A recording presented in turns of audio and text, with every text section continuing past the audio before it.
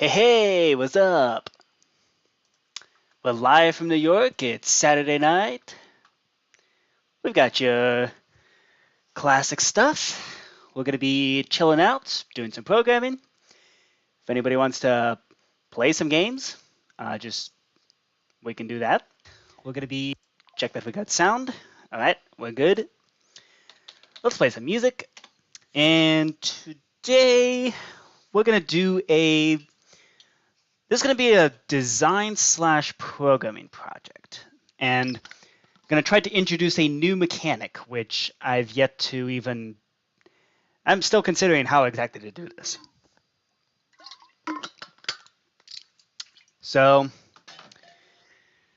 let's see. What music do we put on? Let's do Approaching Nirvana, and let's do Coming Home. Why not?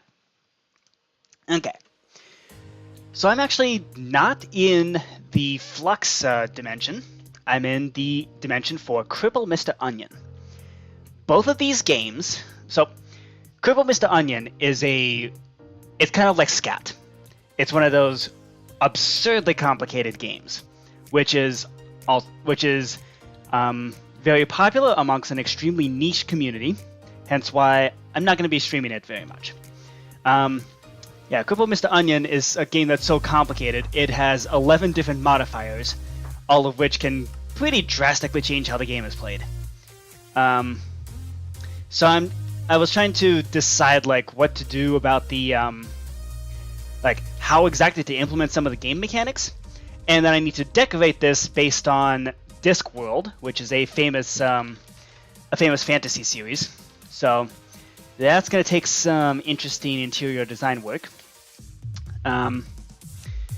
What also makes it interesting is that a lot of the game design was done by a certain famous mathematician, Terence Tao.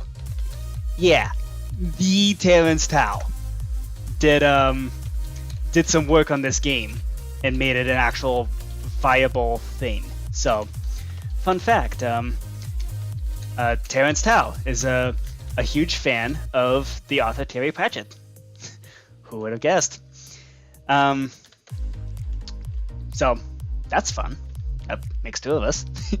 For once, I actually have something that I actually can properly say that I share with Terence Tao, outside of the fact that we're both mathematicians.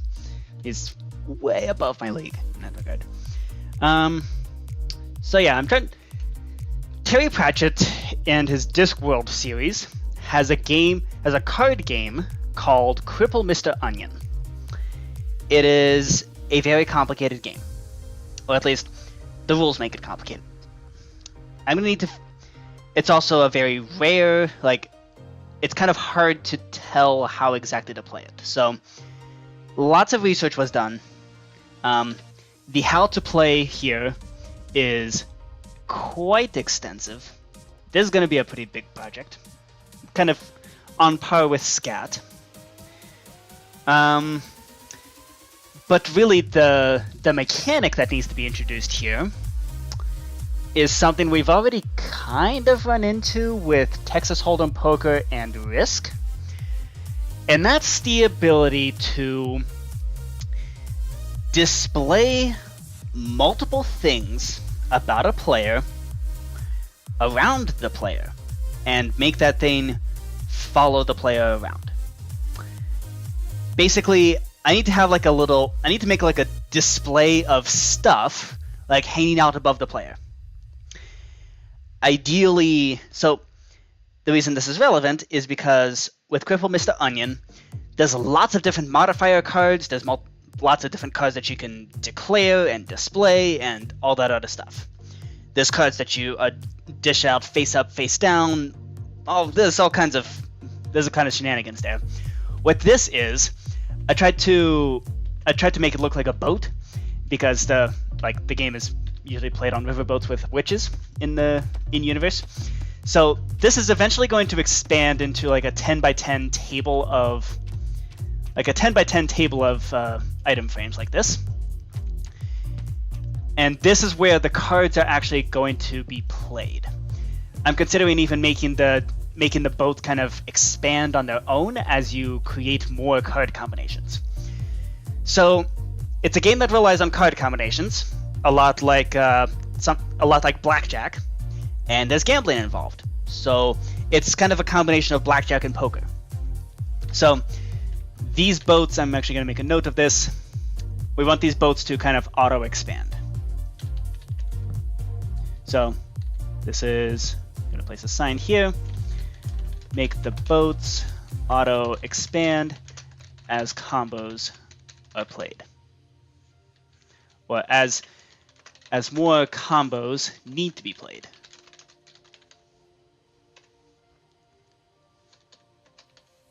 Okay.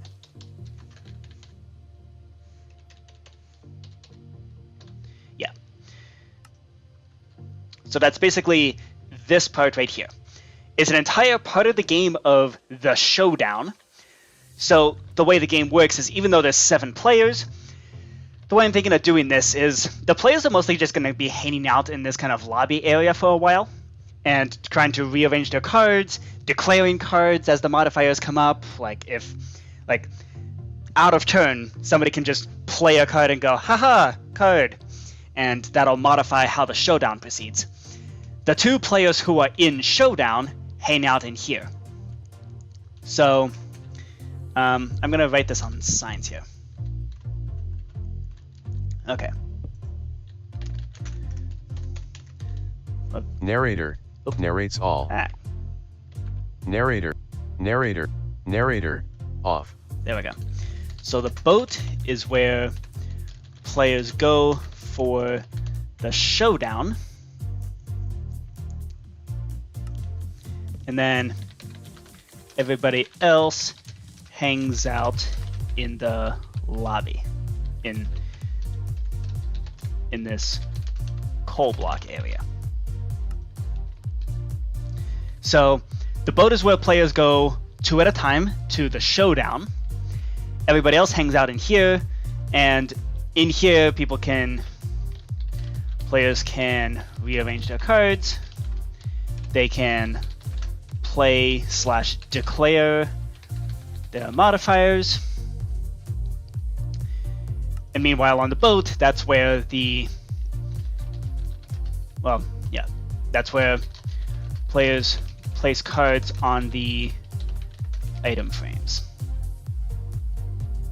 So yeah, the boat is where players go for the showdown, for the showdown stage where they go 2 at a time. So this is 2 at a time.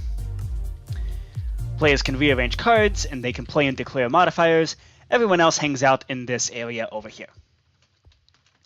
So we should probably put up a better barrier between the boat and the lobby. That's to be decided. Now the mechanic that we're going to introduce here is kind of what I described as like the multi-display sort of thing.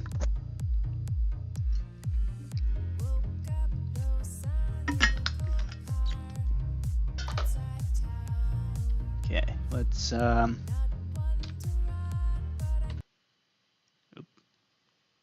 social interactions. Okay. So how to do this? We basically need a display. It's like a heads-up display sort of thing. So a player can, you know what, I'm going to summon a zombie just as a demonstration. Zombie with no AI.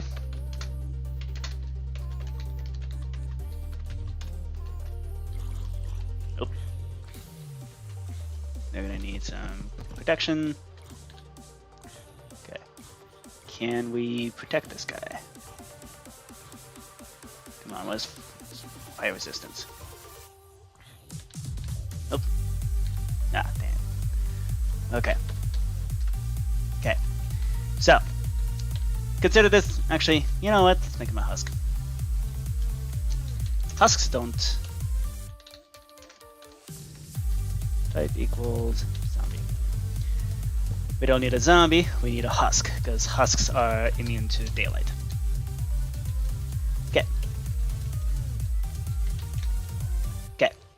So this is our stand-in for the player. And what we need is basically have a bunch. So this player is going to have a bunch of cards.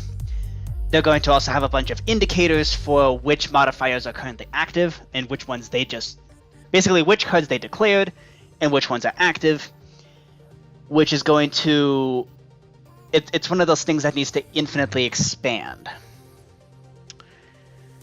So, how to do this? So, the husk is our stand-in for the player. Ideally, this display would also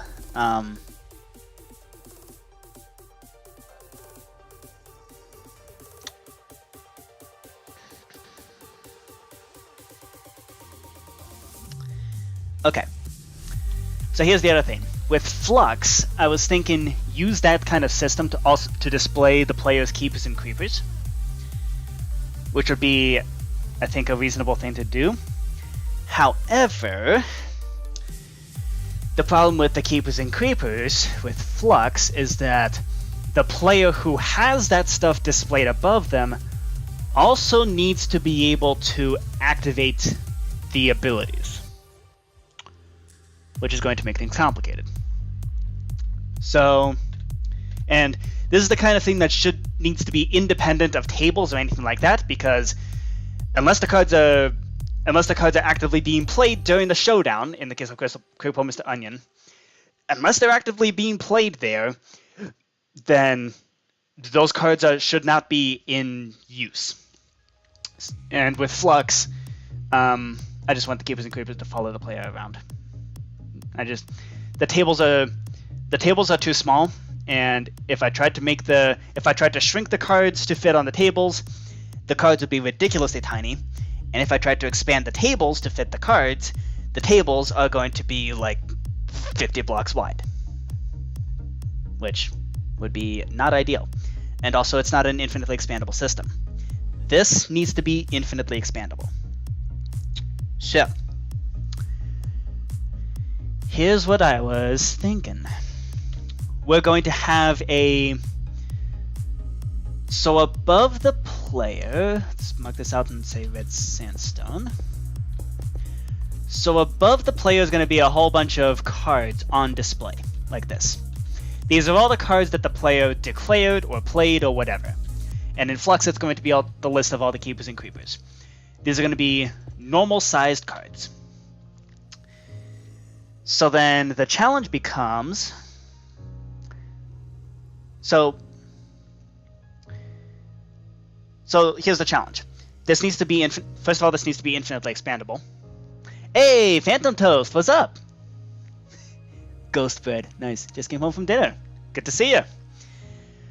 We're trying to develop a brand new system that does not yet exist on the Card Game Hub, and which I have never seen before. So, welcome. We need to plan out a design. So, and if you want to play some card games or board games, just let me know. We can hop onto the server. Speaking of the server, let's make sure it didn't shut down for whatever reason. The server's been doing that for some reason. I don't know why. Like, it gets overloaded and then it just turns off. Actually, it's quite understandable why it would do that. If you play, for example, Minesweeper, you might just crash the server. So, oops. So, what I'm trying to design here is a sort of display of a player's cards / indicators / whatever, which will follow the player around and which potentially allows for infinitely many indicators. So that's a difficult task. We already have this sort of thing implemented for, like, we have the blue arrow for when you're a current player, we have in Texas Hold'em Poker, we have the different indicators for, like, the dealer, or big blind, small blind, all that other stuff. And, yeah. This is, and even with Risk, we had, like, indicators for, like, You just played a general, you're playing an admiral, yada yada yada. So this is the way that I dealt with that before was there were only at most maybe 2 or 3 indicators present at once. So you could just stack them one above the other and keep them at the, like, dictate specific Y value, like levels above the player's head to hang out above. And it wouldn't be too confusing. So when you have potentially infinitely many indicators / cards. So I'm working on this game called Cripple Mr. Onion, and the system we're developing is also going to be used for Fluxx. So, yeah, in Fluxx, you have the ability to play cards like out in public with people, and then you're also able to activate different cards' abilities once they're played down. Which is going to be an issue, because in Fluxx, I would either need to make the... If I was going to play the cards on the table, like I did with most of the other games, like, if they're going to be played out on the table, for example, then the table would either have to be ridiculously huge, like 50 by 50 blocks, or the cards would have to be really, really tiny. And unfortunately, there's no good middle ground. At least, none that I really care to try to implement. Cripple Mr. Onion has a situation where there's a special showdown situation where 2 players at a time will basically face off against each other to try to build the best card combinations. And unless you're part of the showdown, the only cards that need to be displayed above you are things that are declared, like, or that should be publicly available, but they shouldn't be, like, placed down anywhere. Because if they're placed down, then we're locking the players to a table. And as I found out, as I learned with Gin Rummy, having the tables would basically have to be like 10 by 15, which is basically as big as this boat for one player. Like, one of these pads right here is the theoretical maximum for one player. I would need to make space for that, except now there's potentially 7 players. So for Cripple Mr. Onion, it's impractical to try to place the cards down on a table. So we need to figure out how to make them displayed above the player, and not only that, but displayed in a way that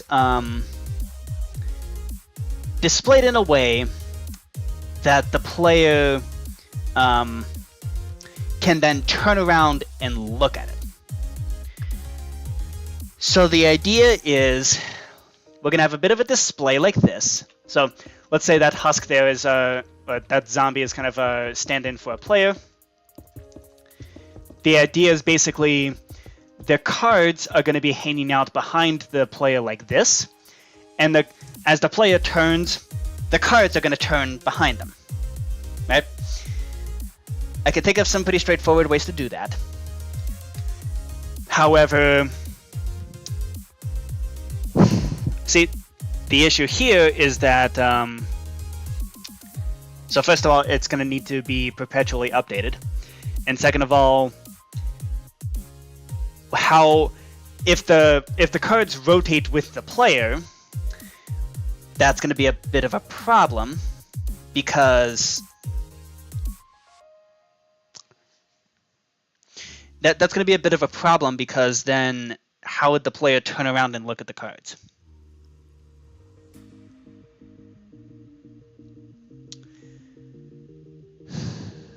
I thought of a different idea. What if instead of just having one single backboard like this, they don't rotate? See, if the cards don't rotate with the player, then that's going to make things awkward. Because it just means that the cards are just going to be doing this. Like that, it's going to be a giant panel moving around back around like this. Is that a problem? I mean, player tags don't do that. They rotate with the player. Or at least rotate with the player's rotation. Okay.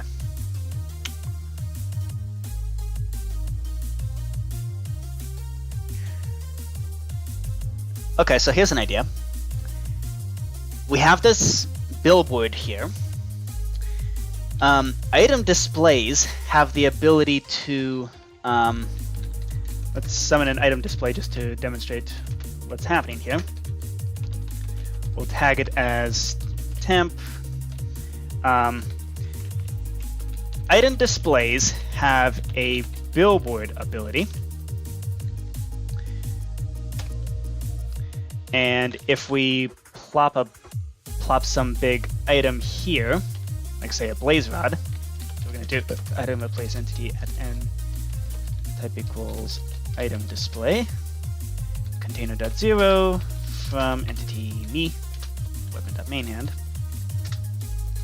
So now it's displaying this blaze rod, and you can see it rotates with me.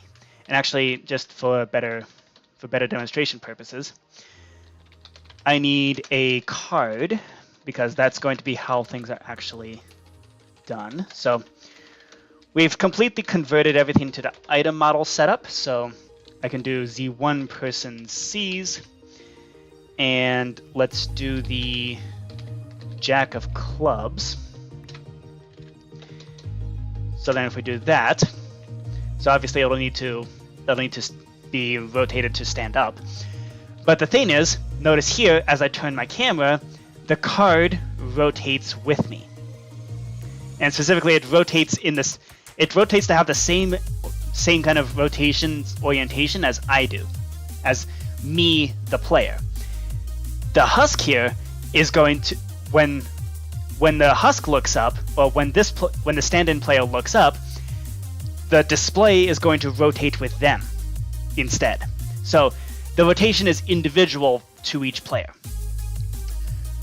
So what we can do, we can have a big panel hanging out around here for that player, but the panel is made up of cards that rotate freely like this. Now the panel is going to be moving around like this as the player runs around, but I think that's the most reasonable way to do this, so that the display goes according to how it should go.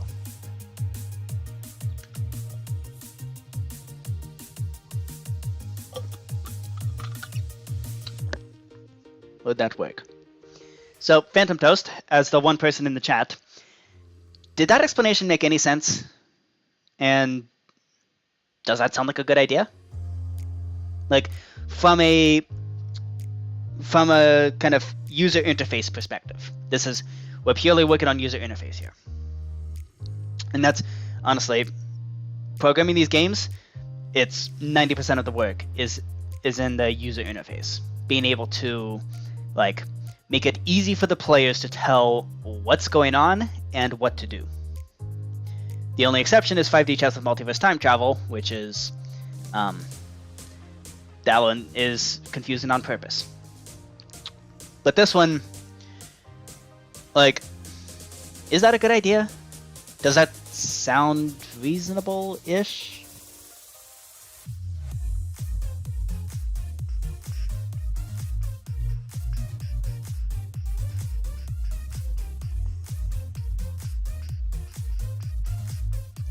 Okay, PhantomToast thinks so. Okay. So we're gonna need to do some... I need to think through how exactly to implement an idea like this.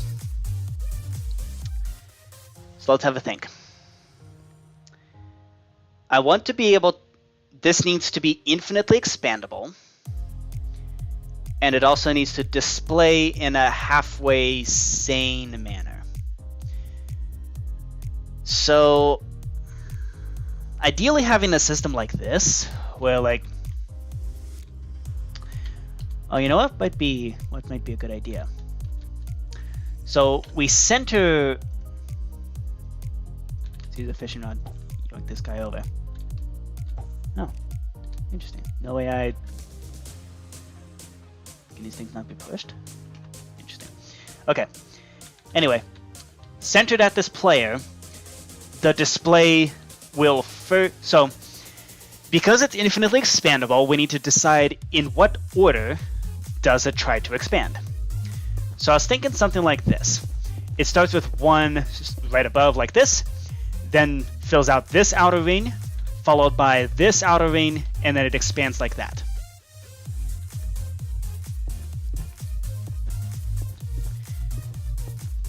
So something like this. This would be the... And in this way, it will... Oh, but how long should that continue? Because the problem is, if this keeps continuing, if it continues upwards, yes, it's going to take more to fill in the next ring. But for example, with something like Fluxx, you could very feasibly have like 20 cards in front of you. And that's gonna stretch up to the ceiling pretty quickly. So what's a more reasonable way to do this?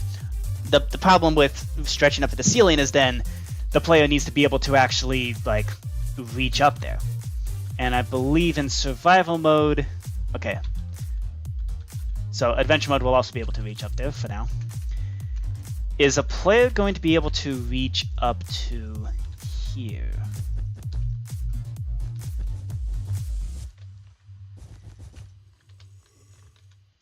Player reach is actually going to be a pretty big issue. Okay. See, they can barely reach up to the brown there, which is bad. We want it to be nice and intuitive, that you like, you turn around, you look at your cards, you go bam, and you go play this one, or activate this ability, or bam, do this.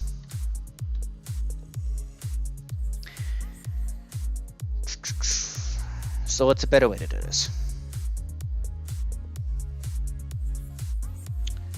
So maybe extending up in terms of rings like that is not going to be a very good idea. What else can we do?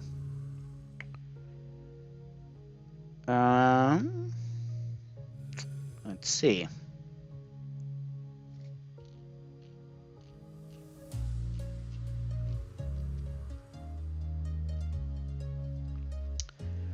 What else can we do? So player reach is going to be an issue. Even if the display doesn't rotate with the player, we're still going to have an issue of like the fact that it's going to move with the player. So if you're standing where this husk is, you're not going to, like, eventually you're not going to be able to reach all the way over to the side there. And so you're going to lose access to a bunch of your cards, which is bad. So what else can we do? Maybe what we can do is have a token that you can hold in your hand, and if you're holding that in your hand, then I gotta go do something. Okay, cool. Oh, good. Please join. Maybe if you hold that like a token in your hand, then the display will stop moving. That could also fix the rotation problem. We can have it rotate with the player unless the player is holding a particular token, in which case it stops moving, and then the player can run around and do whatever. It does mean we shouldn't be extending up this high. So you can kind of reach up there. That's good. Even in survival mode. Survival mode. Yep, you can feasibly reach up. You can feasibly reach up there. But yeah, so you can punch, you can right click, you can do whatever. Oh yeah, I turned off loot box. Turned off loot tables. So potentially what I could do is a system like this, where once it reaches that fourth layer, so it does the spiral thing, but then it goes like this. It kind of fills in left to right. That'd be kind of silly though, and inconsistent. Let's try to come up with a different pattern. So since we know for a fact we can reach up 4 blocks, we might as well have it just immediately go up the 4 blocks, and then just go one side at a time like this. And just keep expanding horizontally like this. So as more cards get added, they'll be added specifically in this order, and they'll go down to up, or bottom to top.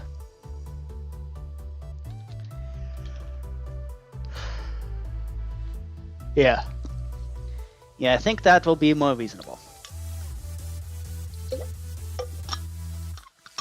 Okay. So that means...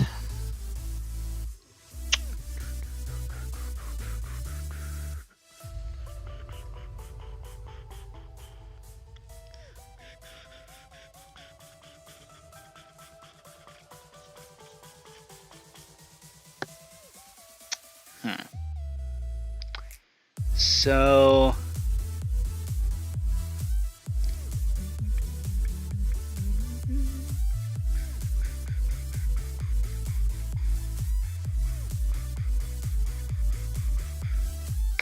Okay.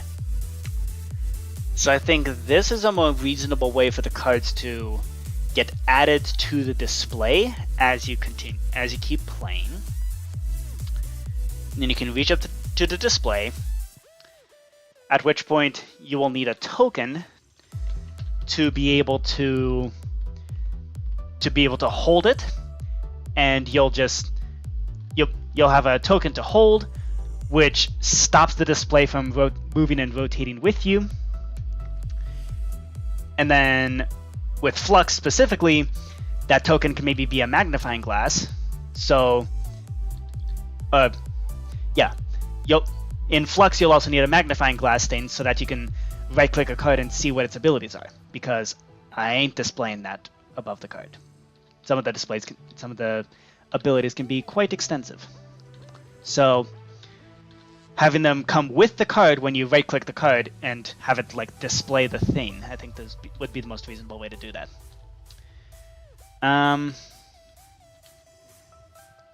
Okay. So that's what our card display is going to look like. So now the question is, how do we actually program this thing to do its thing? So yeah, this is the kind of planning that you got to do, like, kind of before you do any actual like code writing. It's one of the rare. So this is something we did with Risk, was we basically planned out everything that needed to be done before we ever wrote a single line of code. But we wrote some of the code that like is pretty standard for like generic things, but for the actual game functionality, we didn't write any code until we laid out what we needed to do, which is, I was very happy about that. It made the process of debugging Risk and programming Risk, it made that much less of a headache than it otherwise could have been. That's not necessary with most games, but for Risk it definitely was, and I think for this as well. For anytime there's like a graphics interface, it's best to plan out what you're going to do before you try to program it. Especially with graphics interfaces, because graphics interfaces take a lot of time to program, and you don't want to spend too much time redoing something that you already. Yeah, unless the idea is one of those that sounds good on paper and doesn't actually work well, then it's worth scrapping and redoing. But try to minimize scrapping and redoing. Ugh. I just choked on my own spit somehow.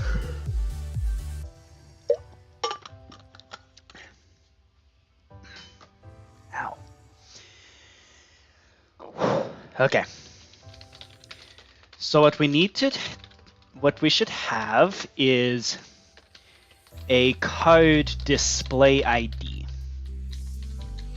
We do 1, 2, 3, 4, 5, 6, 7, 8, 9, 10, 11, 12, 13, 14, 15. Wait a minute. 1, 2, 3, 4, 5, 6, 7, 8, 9, 10, 11, 12, 13, 14, 15, 16, 17. Wait a minute. Wait just one gosh darn minute.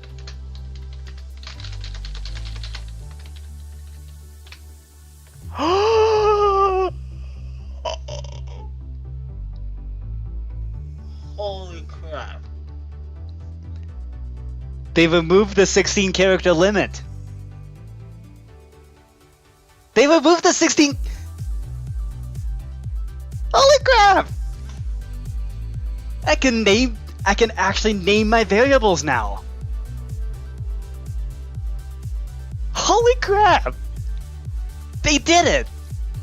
Oh my gosh! Now that...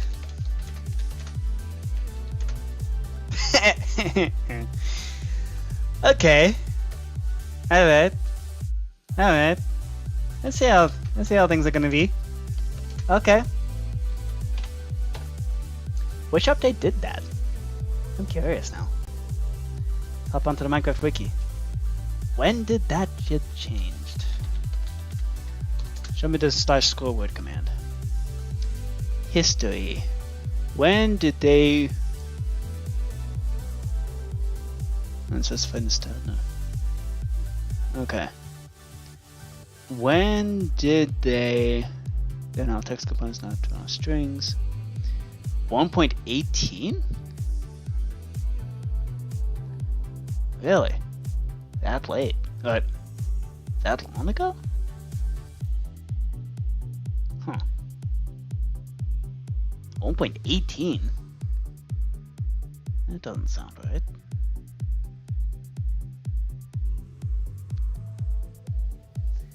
When did I start making these games? 2020, 2021. Yeah, okay. I see how I would have run into that character issue, the 16 character issue, and carried it through from then onwards. Well, dang. One of the biggest things that I thought was a huge limitation, it was removed, and I never even noticed. Huh.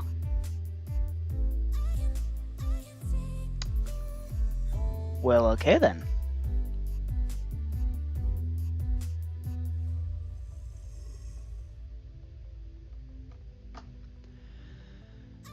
Cool. That doesn't make me feel stupid in the slightest. Okay. So apparently, there never was a limit to how many characters you can have in a variable name.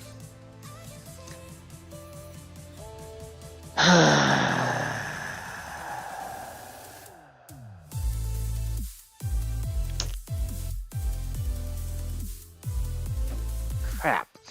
Okay. Well, I mean, I like the naming system I currently have with like scoring it with like the single letters. But what that means, huh?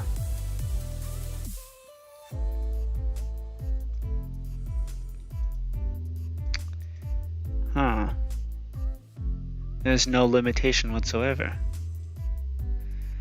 I still like having the single letters there, because it's a quick way to refer to the game.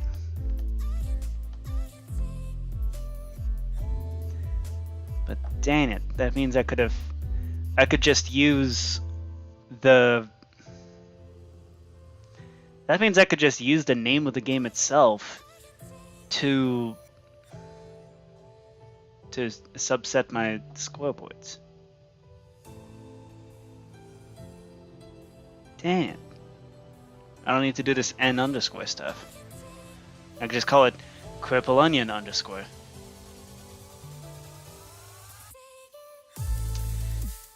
Is that something worth trying to do?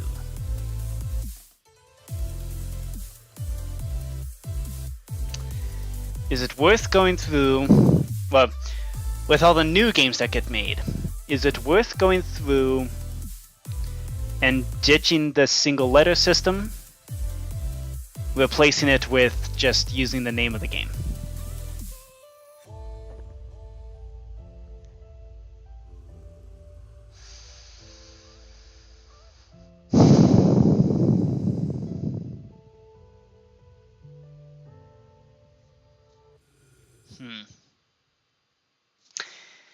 Because see, here's the other thing. The like the single letter codes for each game, I ran out of codes for the card game hub. We're now gonna have to use 2 digits, starting with the number 10. I've also run out of letters. So we've been using numbers for a while, and yeah, the numbers would start from 10. So is it worth ditching that code system entirely and just using the names of the games themselves?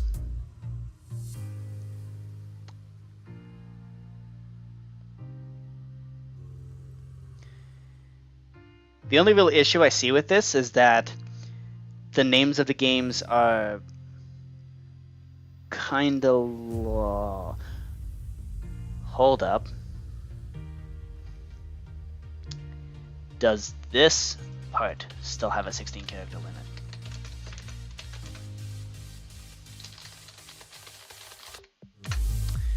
Like temporary entities.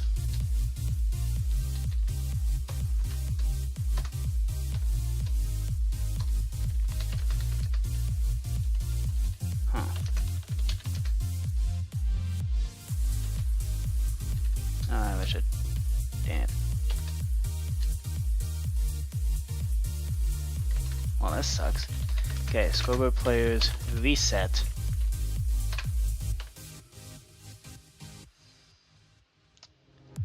So that also doesn't have the 16-character limit anymore.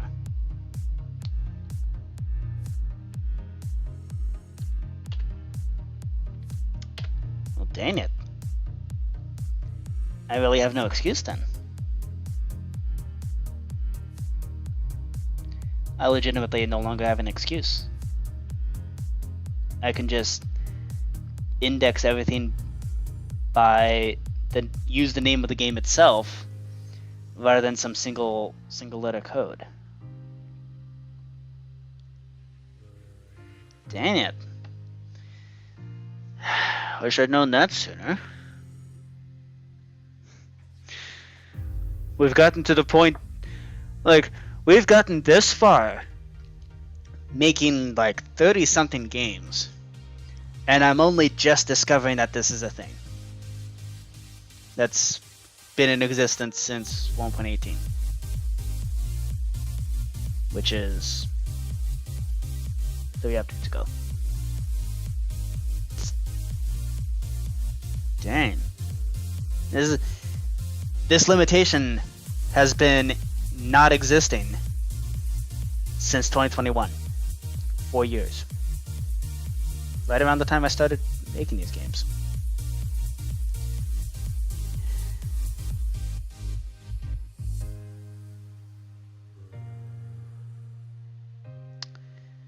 Do I ditch it? Do I ditch that system? And it's not really confusing. See, the thing is, it's not really like confusing. After all, I'm already shortening the name of the game, the names of the games to like, so that like I'm already shortening the names for the purposes of like determining what dimension you're in. So is it really necessary to also have a code? Like a one or 2 digit code? I don't know. I kind of liked having that system. The 1 to 2 digit code we need some way to isolate the scoreboards from each other's games. Because if this card ID system is going to be used anywhere else, I don't want Cripple Mr. Onion to be interfering with Fluxx. But that does mean we can just ditch it completely if we wanted to.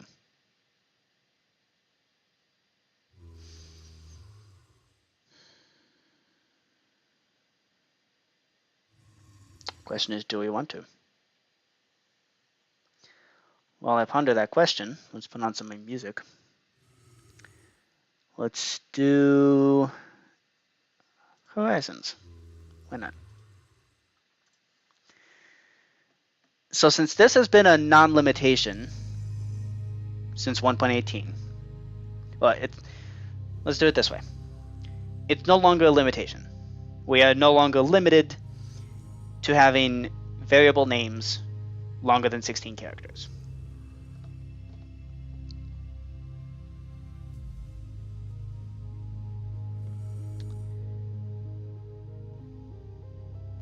So, and we're also no longer limited to having like the temporary, like I use like, hey, you're back. Oh, you're in the server. I made a discovery, PhantomToast. So as it turns out, player names, or at least scoreboard names, like the variable names in the coding, are no longer limited to 16 characters. For the longest time I thought they were. However, according to the Minecraft wiki, that length limit was removed in 1.18 back in 2021. I started making these games back in 2020 to 2021 time. So I can see how I would have first run into that issue and then just assumed it continued from there. So now we have a choice. Because now that means I no longer have to do this n underscores thing. I don't have to index the game by one character. I could literally just call this Cripple Onion underscore modifier trigger. I can call it Cripple Onion because the game is Cripple Mr. Onion. I shortened it to Cripple Onion. I could just do that. So the question is, do I keep things as the one letter indicator of what game it is? Or do I now spell out the game in the variable names? The thing is, it's not going to make much of a difference for me for programming. And this kind of thing is never going to be visible to you all, unless you watch the live streams, unless you've seen me code. What it is going to make a difference for me is that it means I'm no longer going to be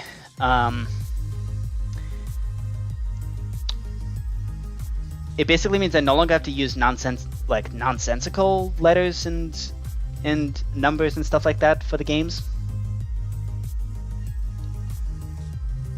Which I guess could be an improvement.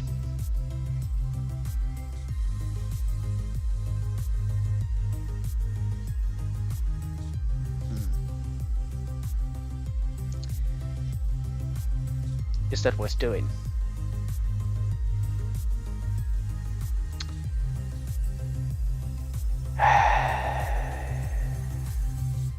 You know what?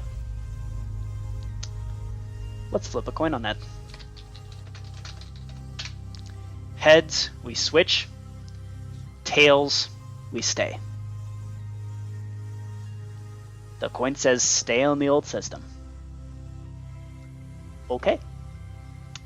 We stay with the old system, even though it is technically unnecessary.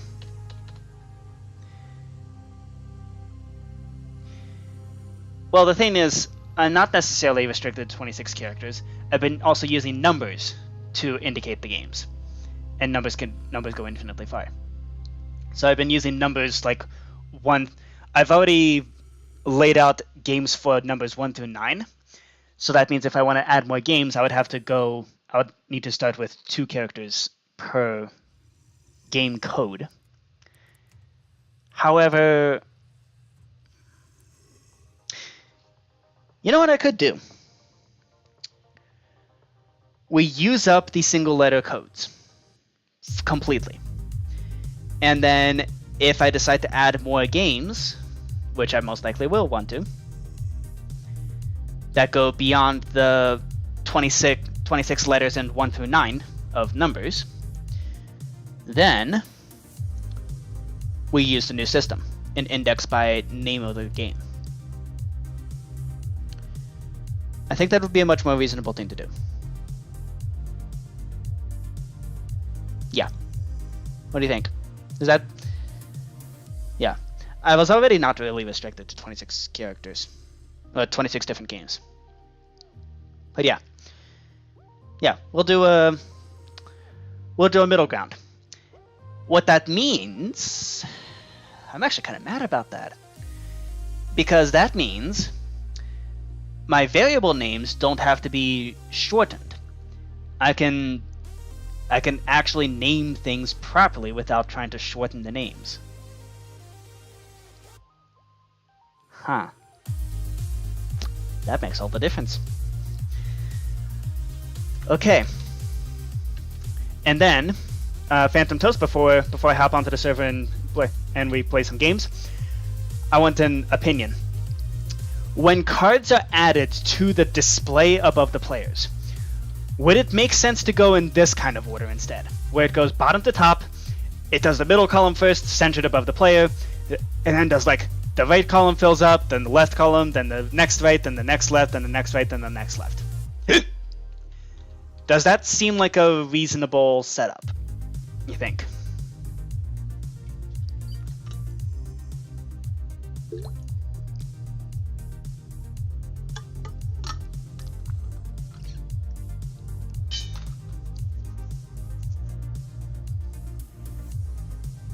I don't know. What do you think? Do you like the column approach, or do we do a kind of spiral approach? So these are the 2 different options. We can either expand your display of cards like this, or we can display like this, so it adds in a spiral shape, going up and over like this. And the one downside is the maximum is that the maximum you can possibly reach up is 4 blocks. And so from there we'd have to still do the right left thing. Because we can't just make it a spiral anymore. But this is also reasonable or feasible. So which approach should we go with? I'm leaning towards the column approach. Seems like it might be easier to implement as well. What do you think? Do you like the columns or the spirals?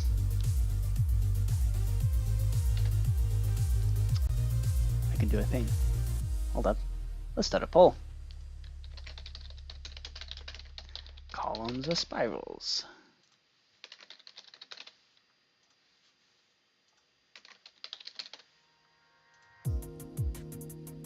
Hey, look, I'm engaged. Hey, look, YouTube, I'm engaged with my audience. Okay, columns or spirals? Vote. This option might be a better approach since it seems more consistent considering we'll be going left to right anyways. Yeah. Okay, that seems reasonable. Okay, 100% of people voted for columns, so we're going with the column approach. Okay, cool. I love democracy. This is where I can pull the Emperor Palpatine thing of, I love democracy. 100% of people voted for columns, so we're going with columns. Okay, I'm going to take a quick bathroom break and then hop onto the server. No oopsies this time. Well, I'm hopping on the server.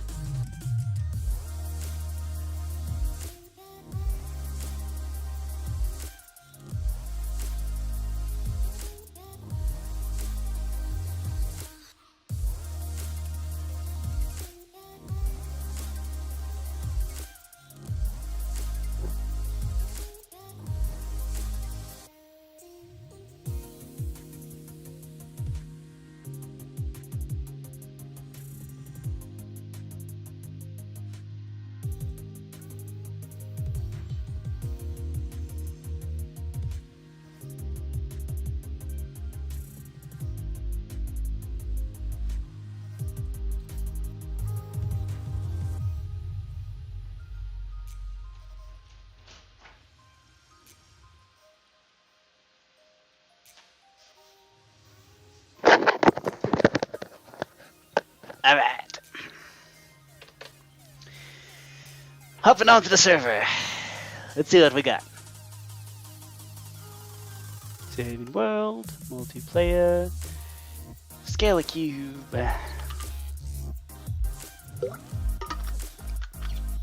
And now that all the games are fixed, then, well, some things might still be broken. We'll fix them as we go. That's how we do things around here. Come on, let me in. Let me in. There we go. PhantomToast.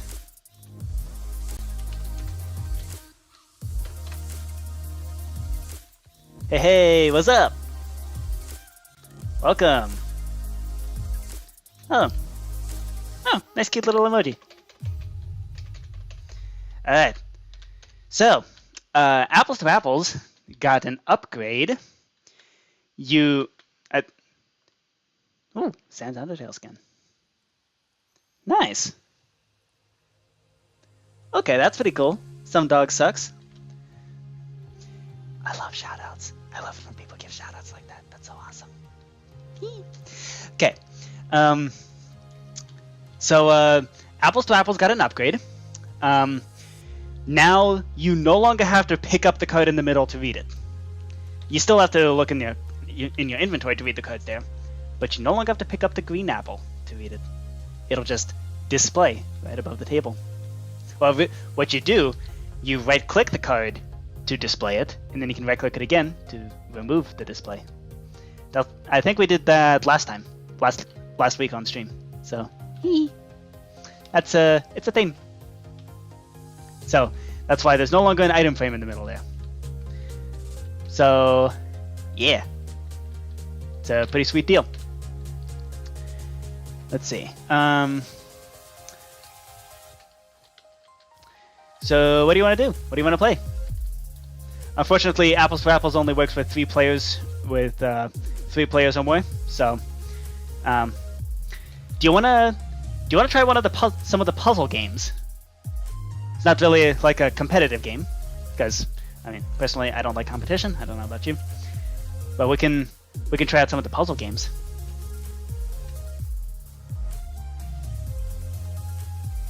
We can also do blackjack. We can do poker. We can also just go out to the hub and see. Oh, do you know chess? We can play chess. We can also play 5D chess with multiverse time travel, because that is a thing that I have on the server. Although with 5D chess, so here's the deal. I want to make an April Fool's video. It's a yearly tradition on this channel. I make an April Fool's video. This year, I think I just want to make the video be like playing 5D chess with multiverse time travel in Minecraft, and bring on various people. We can just chat over voice chat, and I'll be. So the reason I never have people on voice chat is because on this channel I have a no cussing rule. No cursing whatsoever. However, for that one video, I'm going to release the no cussing rule, and instead in the video itself, I'm just going to bleep it out in creative ways. So, we'll be saying all kinds of stuff, and it'll just be replaced with like mob noises or something like that. I think that'd be really funny. So, but that's of course done with editing, so there's that. So if we want to play 5D chess, I think we should do it with voice chat. So if you're comfortable with that, just hit me up afterwards. We'll see what we can do. But normal chess, we do have normal chess over on the board game hub. That's this guy over here with the blue room. Also in the board game hub, we have code names. We have Floor is Lava. We have Battleship. We have musical chairs, chess, Scrabble, musical chairs, Ticket to Ride, 5D chess with multiverse time travel, chess, Risk, code names, Sudoku, Battleship, Chess, was lava, Scrabble, Risk. It's not showing Minesweeper.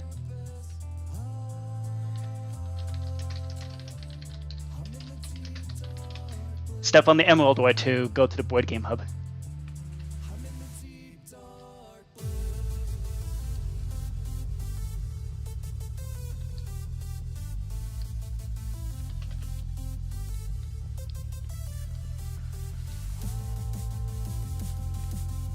Over here. Whoop. Welcome to the board game. This is the board game hub. And here's chess. Alright.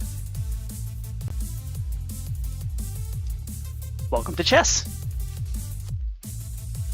So, just right click the sign here to register as a player. Do you wanna be white or black?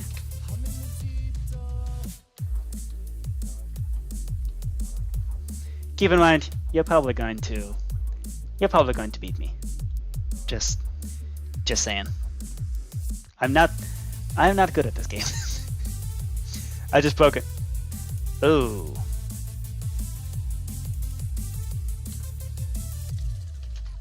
Oh snap.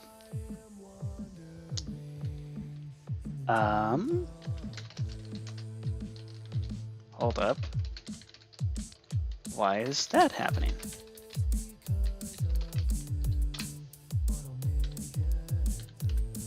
Huh.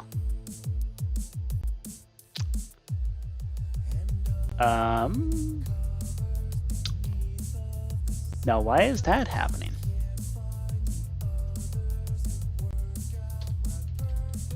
Do we no longer...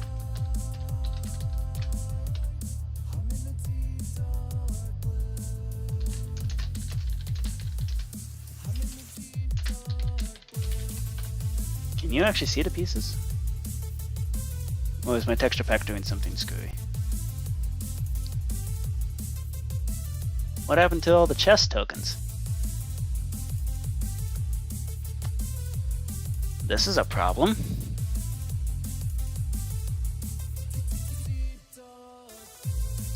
What happened to all the chess things? Excuse me? Yo. Oh. Because this needs to be black bishop. There we go. Or white pawn. There we go. Okay, found the issue.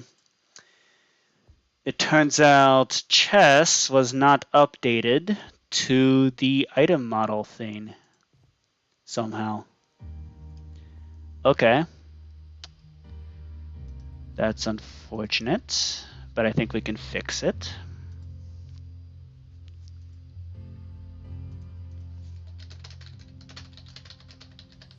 This is fixable. We can fix it, I promise. The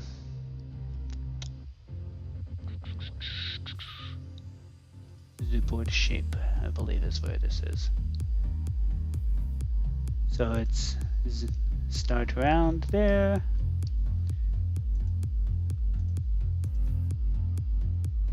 Oop.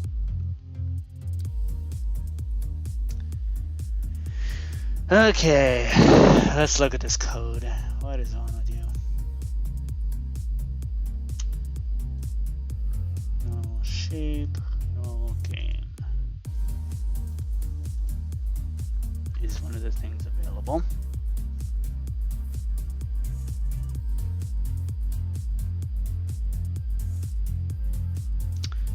Huh. How did that not get updated?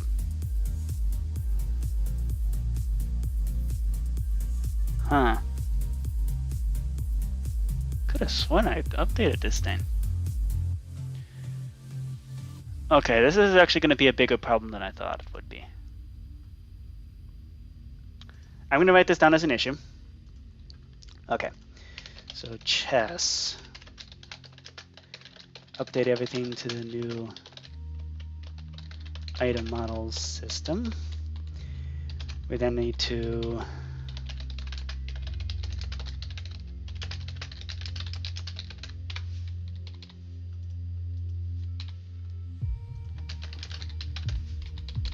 Okay.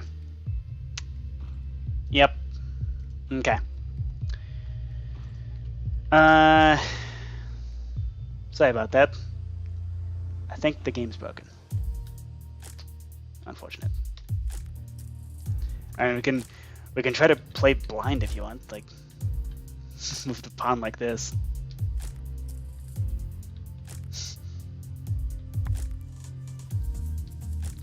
Yeah, so you to get best accuracy, stand over the square and right click it. Just a little heads up. Guess chess. Yep. This is blind chess. Nope. Actually, I think that's a queen. Okay.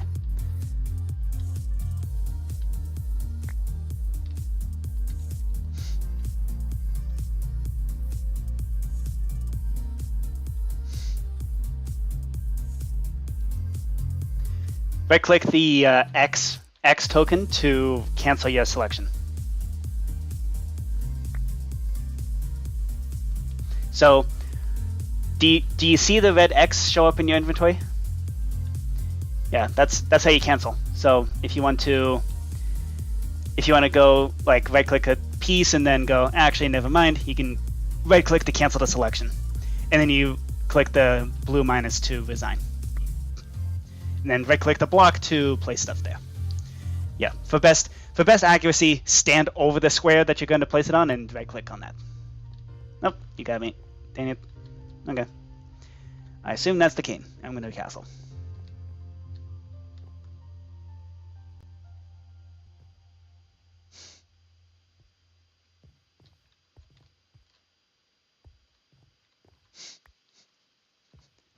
This is blind chess. This might be an interesting game mode, honestly. It's kind of in its own... This could be an interesting game mode in its own way.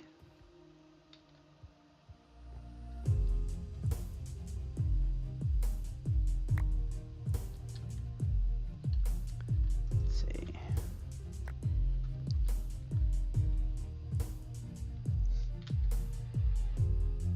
Oh, that's a horse. Okay. You can kind of tell what piece is what, but just by how it's moving. So, yeah, like that's a horse. You can tell that's a horse.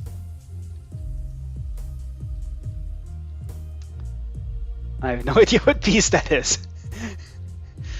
I might just lose my queen this way.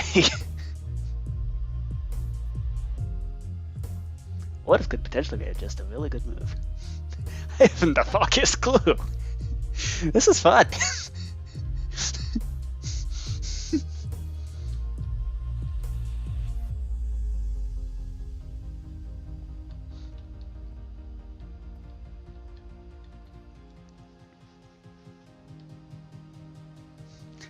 What piece did I just move? I have no idea.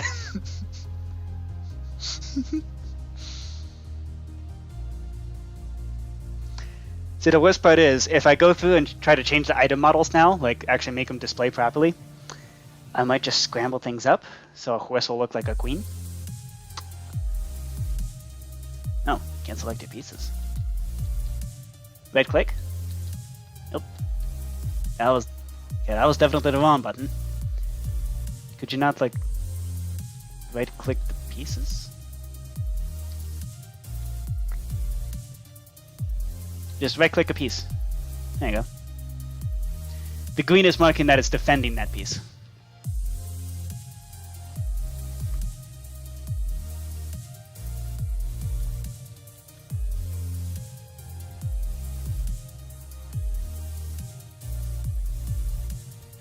Just right click.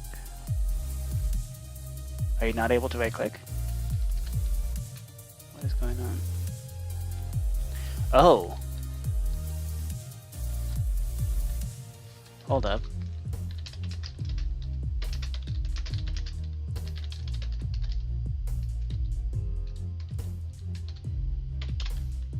There we go. Now you should be able to. That's weird. Yeah, chess definitely needs a upgrade.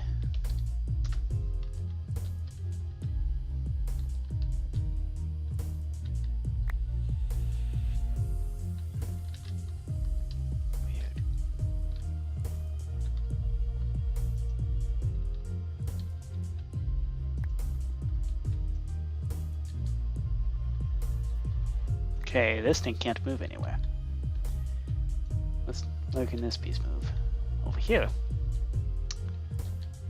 I'm gonna do that. I have no what piece that was that just. I have no idea what piece that was that just did that, but yeah. Hold up.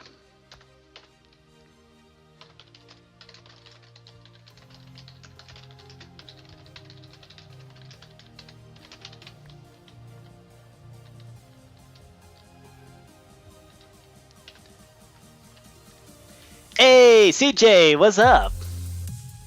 Welcome. We're playing blind chess because I screwed up. And now things are catastrophically broken in ways that I have no idea what to even do. So, yeah, this is a thing.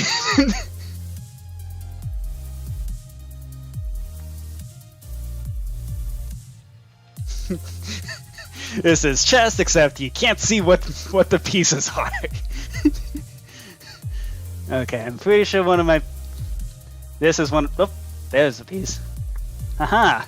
I captured something, I think. Yeah, it is.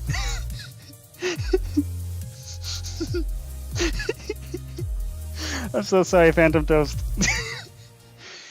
This is the kind of shenanigans that you come here for, right? These are the sorts of shenanigans that you come to the card game hub for, because that's what happens when a that's what happens when a professional idiot such as myself decides to make games in Minecraft, which is already a cursed task in and of itself. You get this horrifying abomination of a thing.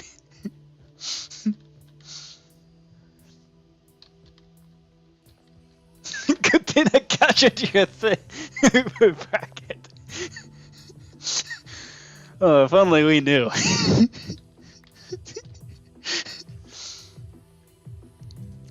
That could be a... Okay.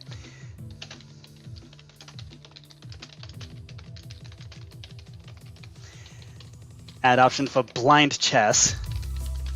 Can't see which piece is which.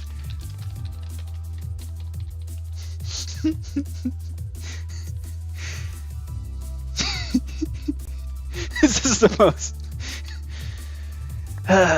Okay.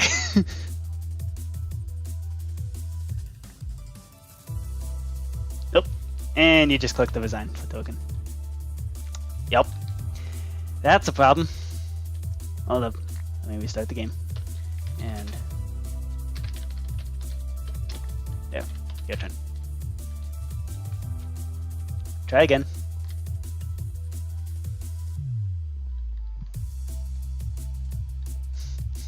What do you choose to move? Which ones are even your pieces? Who knows? Who even knows anymore, right?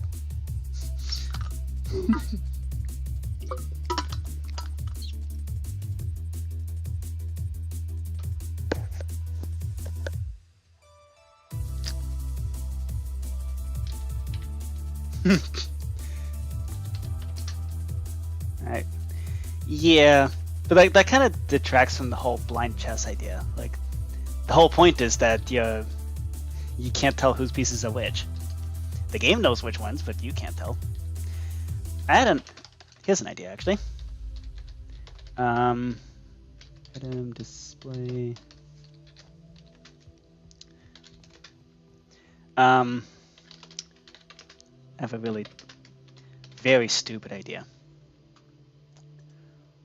What if we do this?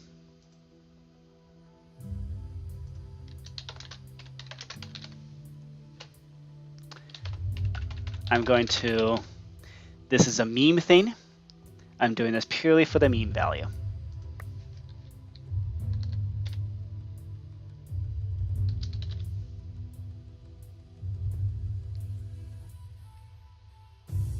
True. I want that item model to be a particular thing.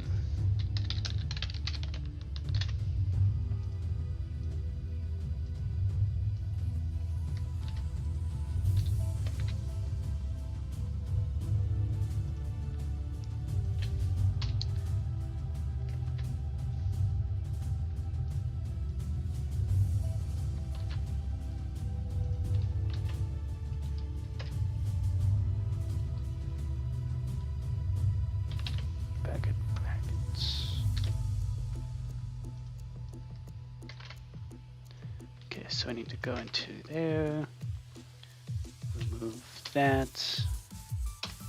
There we go. Everything is cake.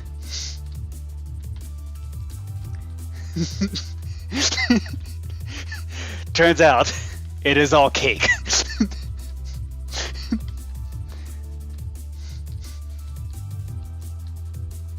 I don't even know if that meme is relevant anymore. The whole cut open a random thing, turns out it's cake. But here in the tabletop gaming hub, memes never die. They simply get corrupted into new forms.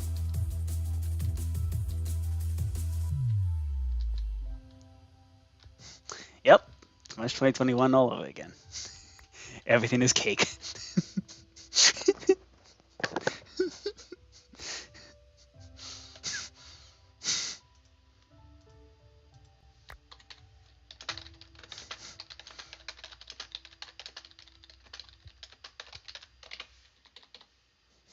The only thing that actually looks like the thing it's supposed to be is this en passant token there.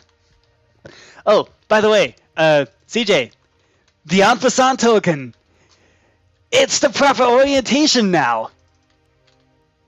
It's not flipped. It's not flipped horizontally. Yeah, this right here is the greatest achievement of all time. The en passant token. The en passant indicator.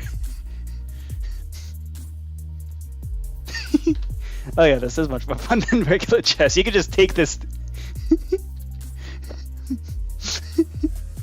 This is the greatest development in all of human history. We've peaked.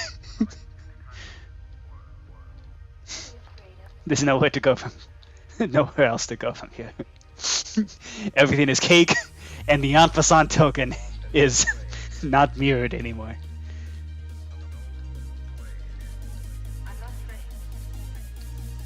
Okay, which one is actually my piece? Nope, that's my piece. Not that. Nope. Me neither. That's what makes it fun. Oh! This is a horse. I wonder what this horse can do. Can this horse get up to some shenanigans?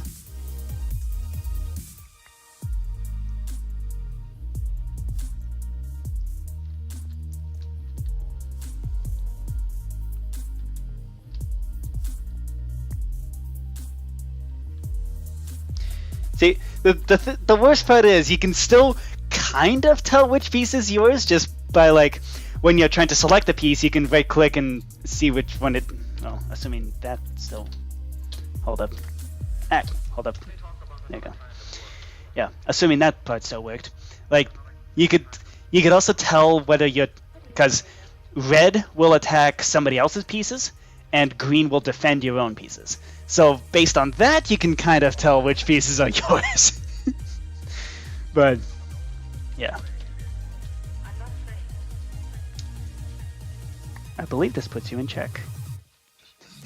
14 pawns and nothing else. Aha.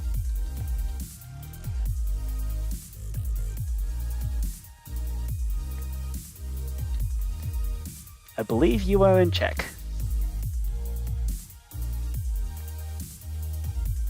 You are in check by this horse here that I just placed there. There you go. Okay. You're in check again.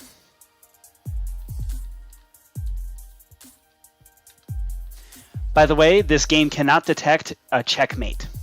So, in order to checkmate, you have to resign. Because even though detecting check is already a pretty complicated process, detecting checkmate is an even more difficult process. Because basically, checkmate is essentially, first of all, you are in check, or even stalemate. I can't detect that because you have to. It has to be the case that no possible move of yours could land you in check. And the way the check works is across every possible move that I could make, do any of them attack your king? So it's an every. Already the one every causes problems and nearly crashes the server sometimes. Which is why in 5D Chess and Multiverse Time Travel, I end up having to disable that feature, unfortunately. But yeah, it's even doing checkmate is a much more difficult process than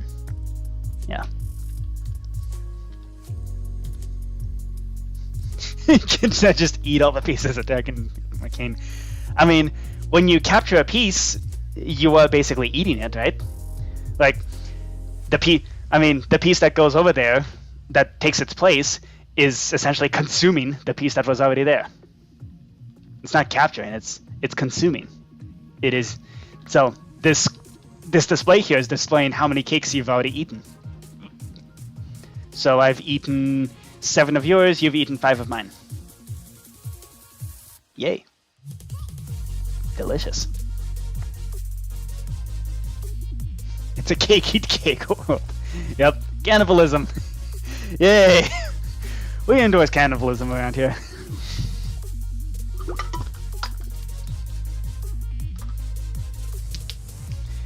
We endorse biting, cannibalism, all that sort of stuff.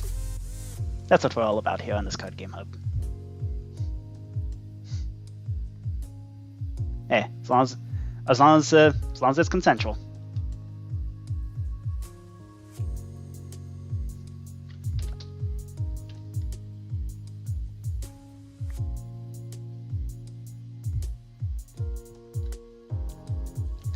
That's a bishop.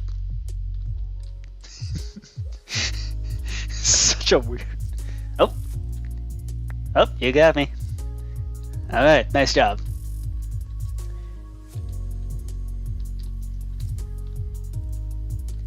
I gotcha.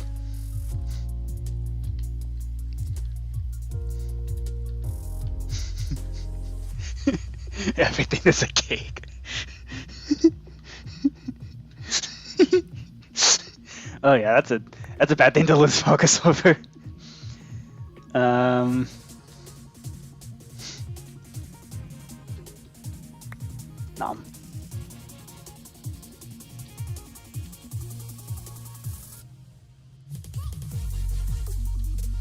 Oh, I believe that's your queen.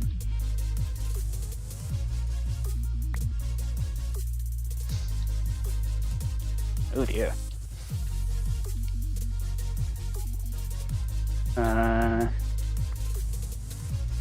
Can I do some nom-noms? Ooh.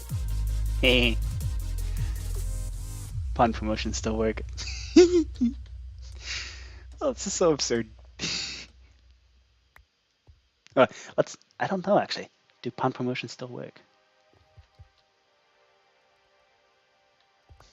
That might end up being cake as well.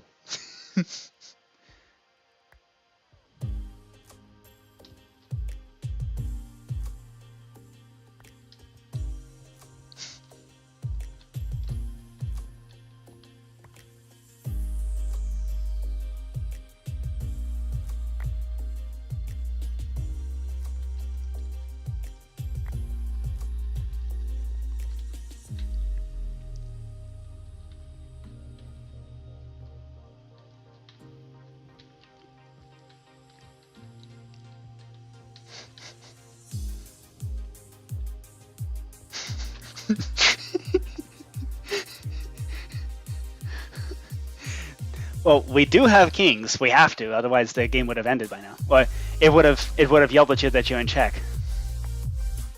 So we definitely have kings still.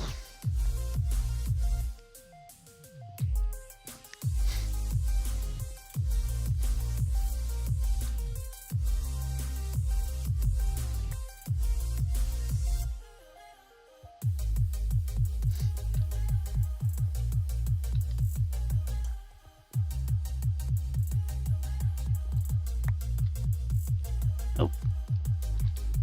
Okay, now the question. I can promote this. I shall promote to a queen. Oh! It promoted from a pastry to a trident. And it actually properly promoted. That's weird then. Why didn't... Huh, okay. Anyways, accidentally discovering a new game mode. Anyways, time to rain some chaos. Yep. Oh! We've upgraded from a cake to now it's the cake eater. Because you eat cakes with forks. It went from being a cake to a fork. It is now the ultimate cake eater. I mean, the cakes were already eating each other, but this is the ultimate cake eater. Oh, that one's an en passanter.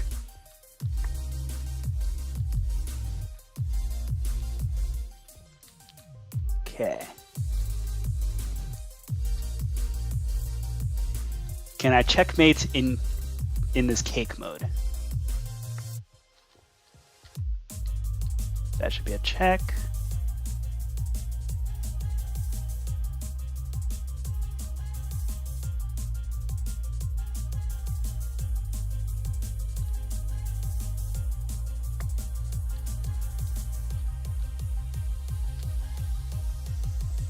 That was actually a really bad move on my part. Okay, so I'm checkmating. Normally, you gotta try to pin the king against a corner.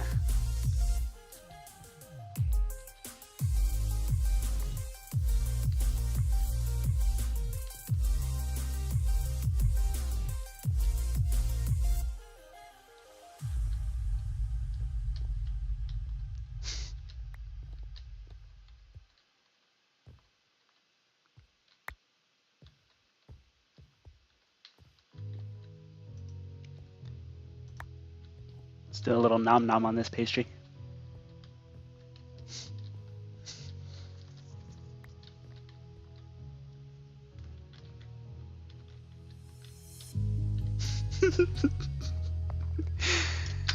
Oh man.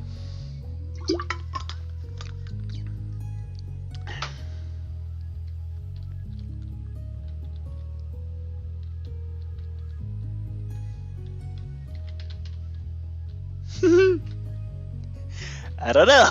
What are you doing?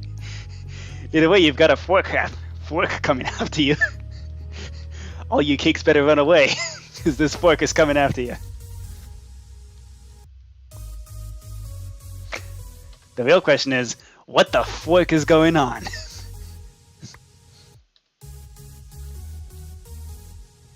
Okay.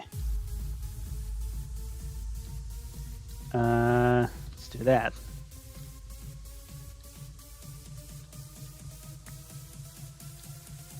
Nope, it's defended by the fork.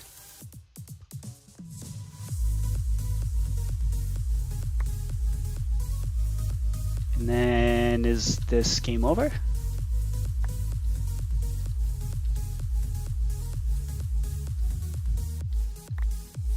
Oh. Oh snap. No, my fork! The fork shall be avenged! Hey, check it out. It even looks like you captured my fork. Check it out. Check it out over here. You can see the fork that just got captured. I'm trying to hit the fork. Yeah, over here you have the display of all the pieces that got captured, and you managed to capture a fork. Okay. Well, I guess time to move the EP tokens.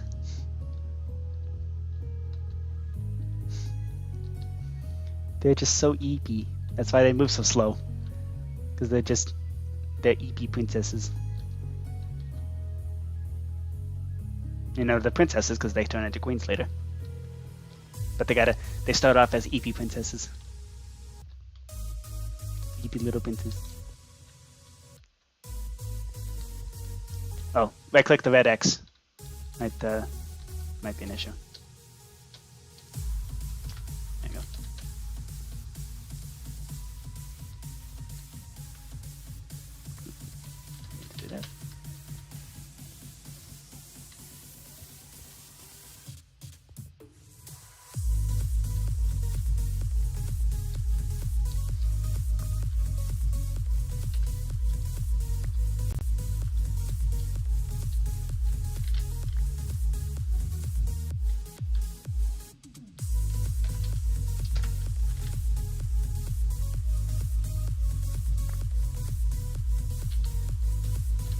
Okay.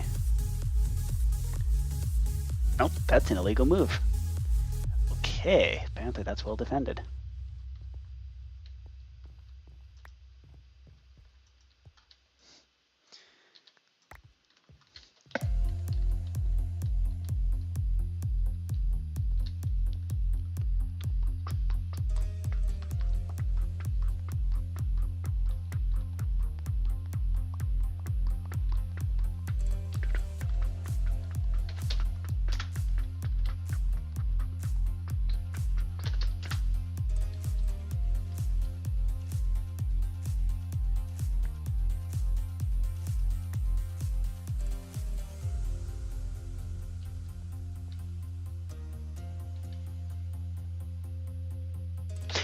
Oh, that's what's causing the options to disappear.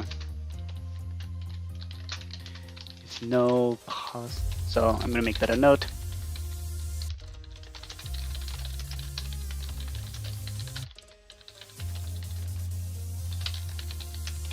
Okay.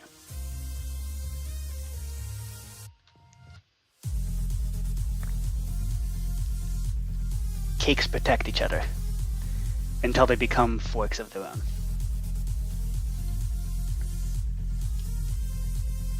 Oh, you got a bishop there. You got a king there.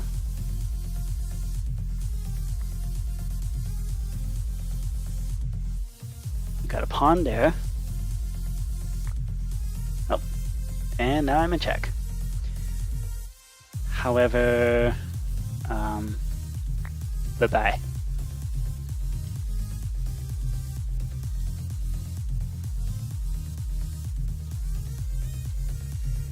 We need to have a fork duel. Come on, promote. You promote your pawns.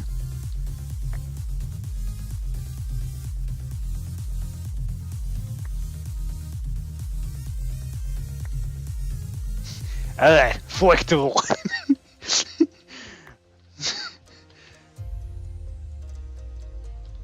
Yep, of course that works.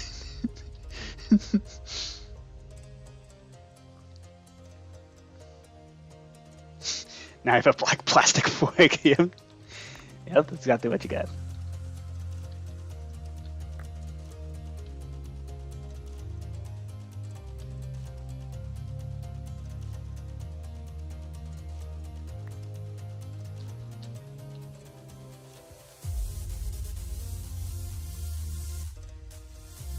Okay, so that's a black bishop. This is one of my pawns. This is also a white plastic fork.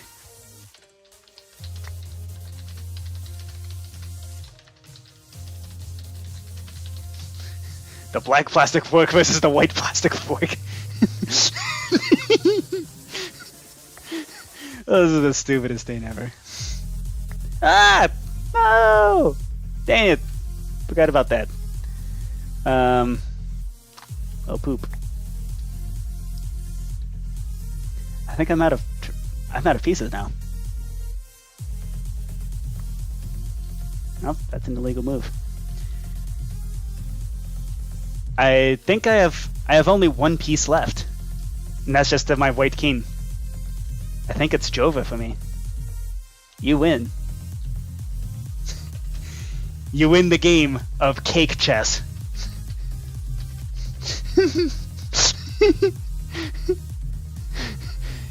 That is an accomplishment. Okay? PhantomToast, that is an accomplishment, okay? You couldn't even see what the pieces were, and you still managed to win, okay? How'd you going, though? You managed to capture 2 of my forks, just because I also didn't know what pieces you had. Oh my gosh. That is the stupidest thing ever. And also, by far the most fun I've ever had with a chess game. Tasty treats. Alright. Do the 3 of us, Oh, do y'all want to play code names? Oh, a cake and then 2 forks. Yep. Oh, CJ. CJ, Phantom, would you like to play Code Names? It's all Minecraft related stuff. So all the clues are Minecraft related, and all the cards are Minecraft related. Because they gotta be, right? Alright. Hop on in. I'll just make sure things reset around here. Stand over there. Just stand on the green blocks for... Stand on the green blocks? Yep, there you go.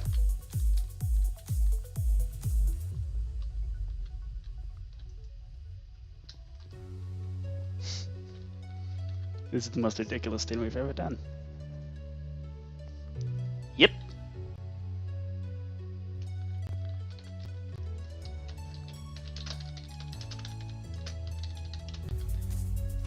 Second floor, B room. I'll turn on. I'll activate the... I'll turn on the room. Yep.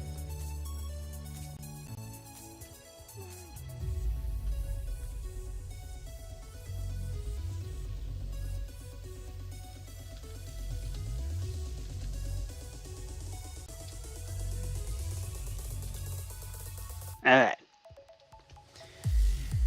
Cool.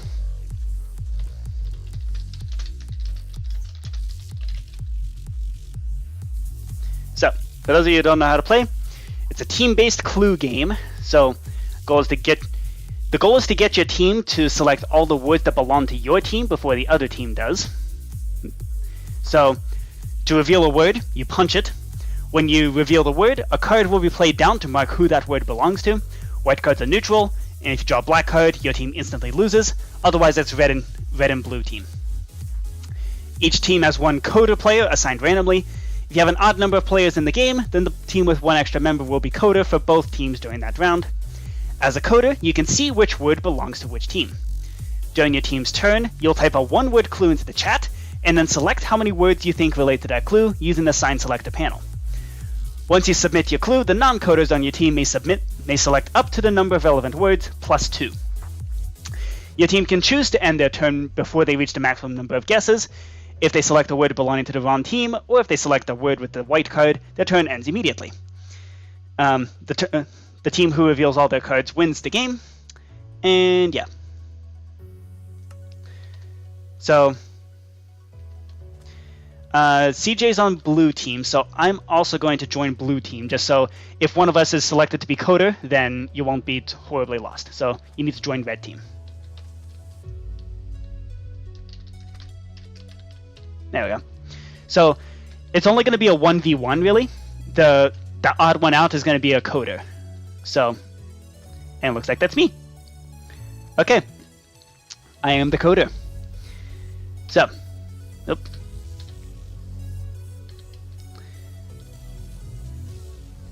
Wait, what? Hold up, what?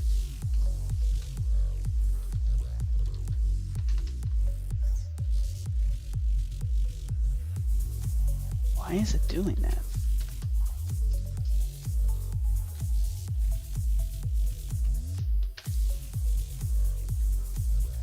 Why is it not displaying the black wool? That is unfortunate.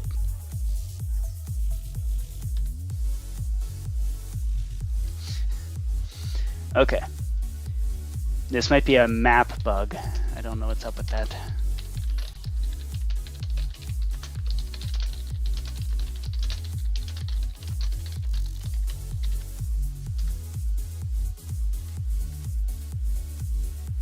Okay, so how else can I mark this? Can I maybe use this? Okay. Hello, Brian. It's like Hello Kitty, but yeah. Okay.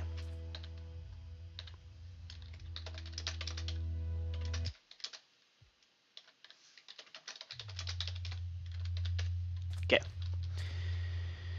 So, whose turn is it? Red team first. Okay. So what I'm going to do, I'm going to type one word in the chat and then select here for how many clues relate to that one word. And then it'll be your job, punch a word to reveal whether it is actually your word, and yeah, get cards that way. So, looking at this.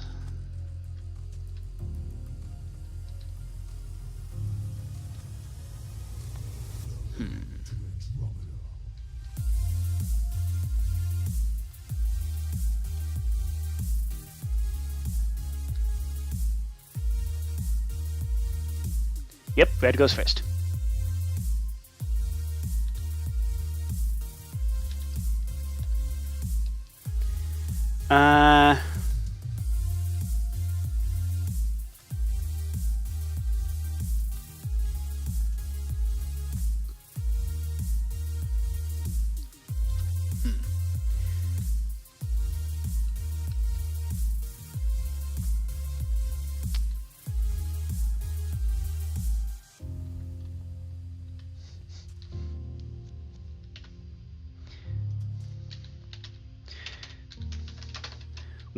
Once I give the clue, you punched a word that you think relate to that clue. I'm gonna make a note here.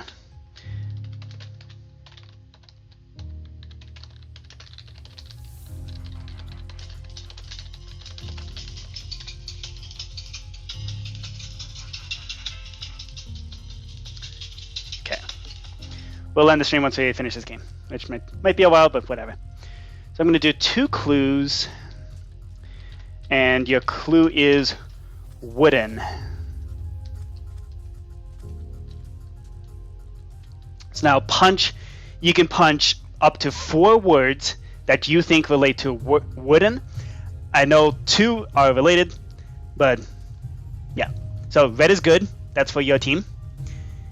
So yeah. Okay, you can then punch up to 2 more words, or you can right click the sign to end your turn. If you just want to blindly punch, you can just do that. Okay. Oh, you just made my job much easier. Thank you. Okay.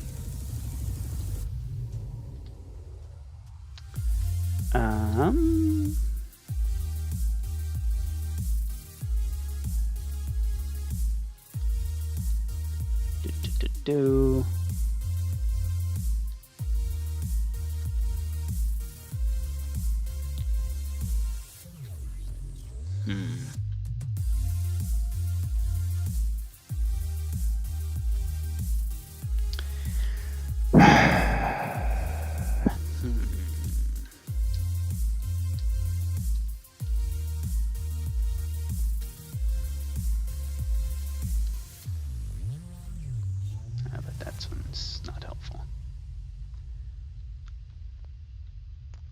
Okay. Let's do...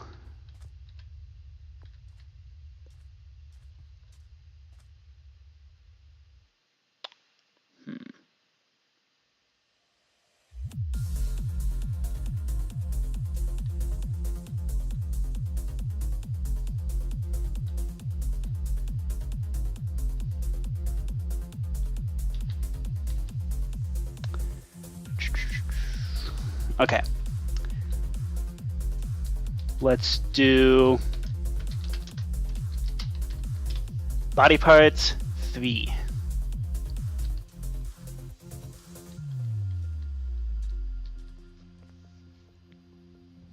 Oh, dang it. Which one did you select? Did I not think of that? Oh crap. Okay. So, so CJ just selected a... Oh, I failed to consider that. Sorry. Okay. So CJ just selected a neutral, which means her turn ended immediately. And her whole team's turn would have ended immediately. So that means you've got to... I'm going to give you some more clues now. So you've got...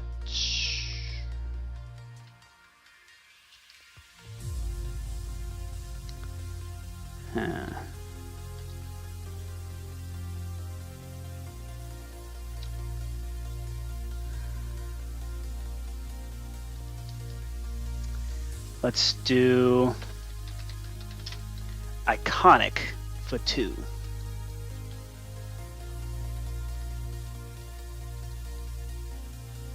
Yep. Excellent.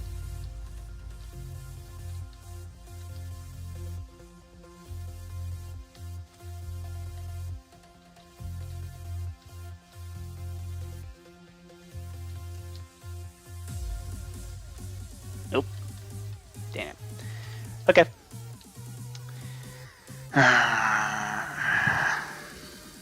And CJs are in a really unfortunate spot. It's kind of hard to tell.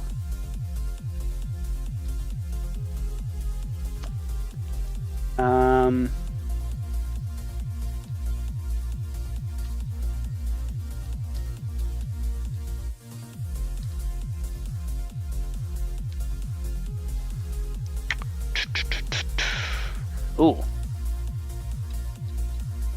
Maybe. See, is there anything else that could relate to that feasibly?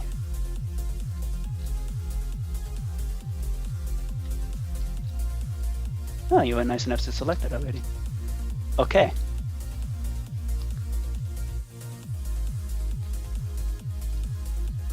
I might potentially run into that. Okay. I'm just gonna hope you don't. Projectiles for 2.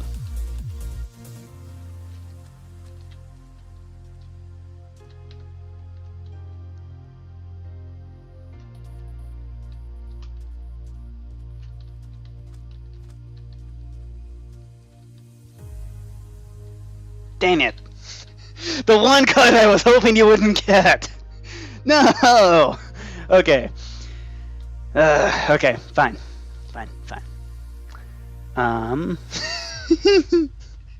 Dang it. Okay. Is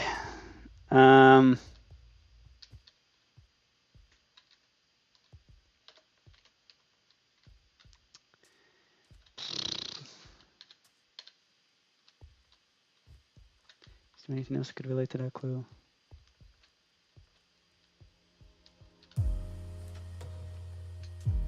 Okay. Plant for 1. Yay! Okay. Right click the sign here to end your turn prematurely. Hey, oh yeah. You can right click this sign to end your turn prematurely.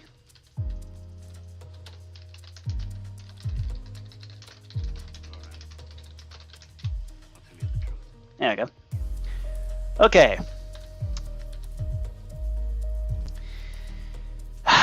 Gonna give you this one more try. Projectile for 2. Try again. Okay. There you go, finally. Okay.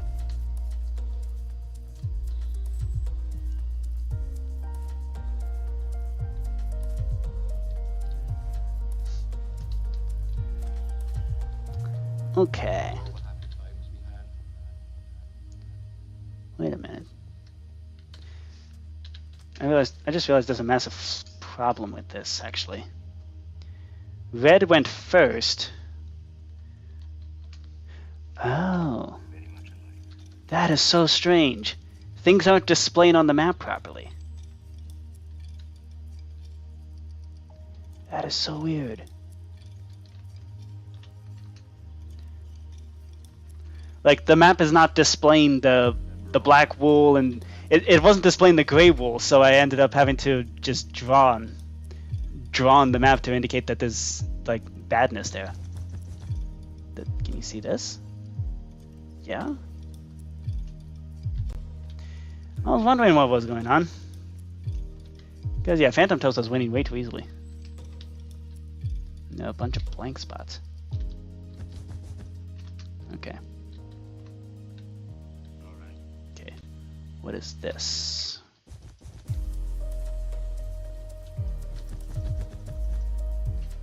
Can you display that? Yes. It's like these blocks just don't work for some reason.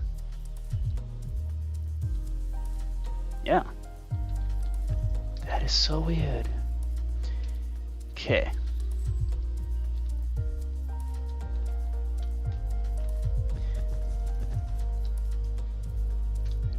Okay.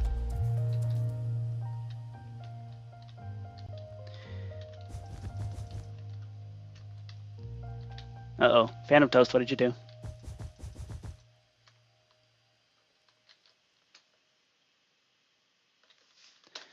Okay. Huh. This map has gone weird.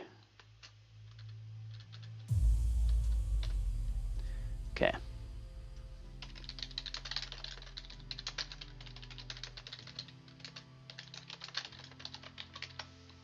And I have no idea why that is. Okay. Whose turn is this? It's for red team. Okay. So, okay, that makes sense. Yeah, PhantomToast. Yeah, turns out it's actually a map bug. I'm not sure if it's caused by me or if it's caused by Mojang doing something weird. But either way, this map is kind of messed up. So,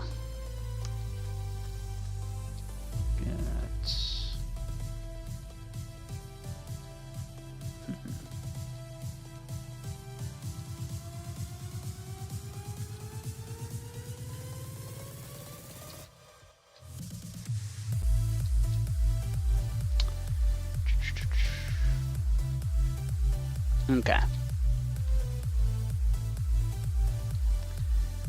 Let's do...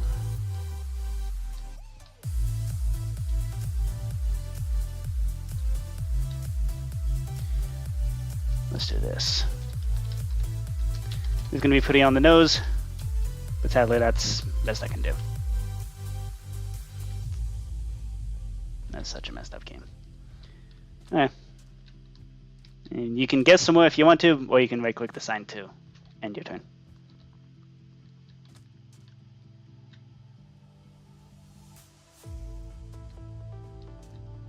Oh. Okay, you just helped out CJ. Nice job. Okay.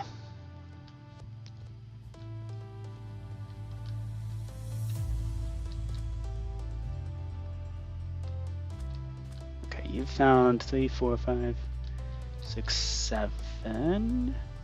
There's 2, 4, 5, 6, 7, 8, 9. Okay, 3, 6, 7, 8 of yours. You found 4 of them. Okay. Nope, you are not the one who broke this game. This is... It's either me or it's a Mojang. Okay.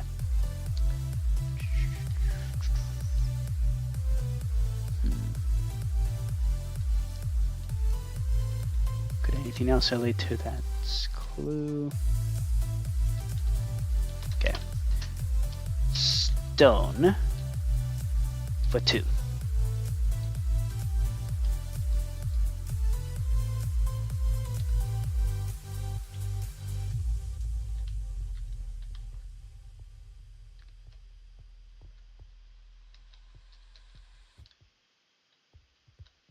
Nice. Yay! Yay! Okay. Yay, you're catching up. Okay. Cool. Okay, so that's now 6 to 7. I'm very purposefully trying to keep this as a... Yep, finally. I'm trying to keep this as close of a contest as possible, just because that makes things more fun. Okay. So as for... Okay, so now I'm gonna try to make these clues kind of difficult. Okay.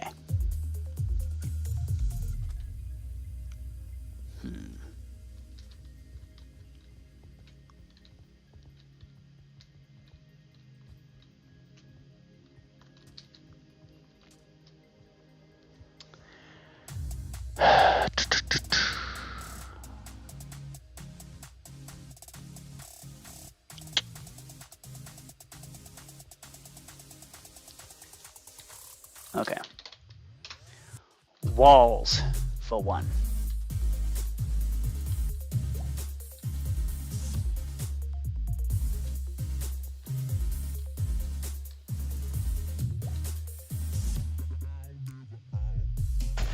Ah!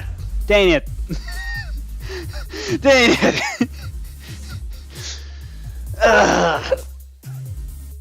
I was trying to leech it towards Vex, because Vex goes through walls. Oh well.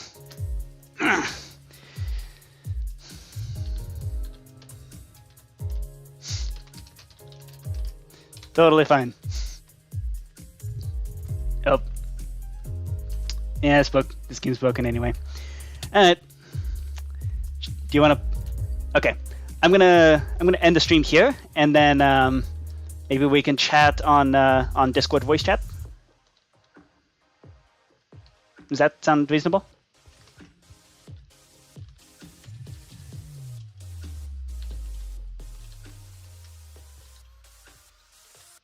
Okay. So, the classic, the way that we end streams, in the classic way.